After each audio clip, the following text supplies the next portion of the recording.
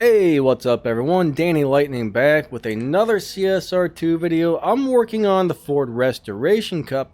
I actually haven't beat these races yet for one reason. Every time they pop up, I get free Ford parts from the crates. If I were to finish the last two races, alright, no more free Ford crates. So, I don't really plan on finishing these, but there is one really hard race on the Ford Restoration Cup. I guess it's pretty easy if you have the Ford GT Heritage Edition. I don't. I have the Ford GT, the non-Heritage Edition. And in order to beat this 0 to 100 sprint race, I'm going to show you guys the tune. The trick is getting the shift pattern right. So put your nitrous all the way up. Put your final drive at 5.0. And put your tires at 8 PSI. Now, this gives you a dyno time of, I accidentally went out of here, this gives you a dyno time of 0.958, which this car can do if you get the shift pattern just right. The hard part is getting the shift pattern right, because as soon as you launch, that needle tries to bury itself. So you gotta get your first shift just right, and I'm telling you, it's like shift. Crazy fast shifts. So let's go ahead and try and beat this race, okay? This is extremely hard. I guess if you have the GT Heritage, it's just super easy. You do need to have, whatever your car you're doing on this, you are going to have it pretty much maxed out to finish these events though. Alright, don't think you can just easily breeze through these. Maxed out means you have all of the stage 6 parts and all of the fusions. Some people think a maxed out car is once you get it to stage 5, but no, maxed out means every single part available for the car is installed, stage 6 and fusions. So basically we're going to count down 3, 2, 1, shift.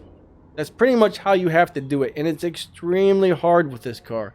Now one cool thing though is every time these Ford performance events pops up, if you go into the dealership, any Ford that's used in these events that you don't own, you can actually go in there and buy for gold. Now, I already own the Ford GT, so I can't buy another Ford GT with gold, but if I wanted to go in there and buy the Heritage Edition version of this, it would let me because I already don't own that one. So last time these were up, I went in, I bought all of the Fords that were available to buy with gold except for the Heritage because I already had the regular GT that I pulled from a crate. But anyways, we're going to try and beat this crazy race. It's so hard, it's not even funny. But I just showed you the tune, and this is kind of the shift pattern you have to use to beat it. 3, 2, 1, shift. I think I was shifting a little bit too fast there, alright? I was shifting too quickly. You gotta get the shift pattern just perfect. You need to keep it down in the red. So you want that needle to stay in the red. You don't want it to go up around, like mine kept going up around 4,000 RPMs. Every shift needs to be, the needle needs to stay right around here. It is so hard to get this right. I have seen several people beat the race using this exact tune, and I watched their needle and it pretty much always stayed in the green and the red as they were doing their shifts.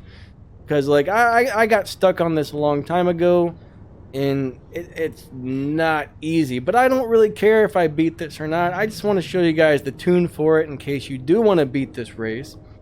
Because this is stupid hard. But here we go. Let's try another one. 3, 2, 1, go. That was a little bit better, but I still think I lost. You got to get it just right. No, that really wasn't better. So far, the best I've got so far is a 1.1 something. I haven't been able to beat 1.0 yet. That was a really bad one actually. 1.5. Usually I'm in like, of course I start the video and I get worse times than normal. Usually I get 1.1s and 1.2s when I do this.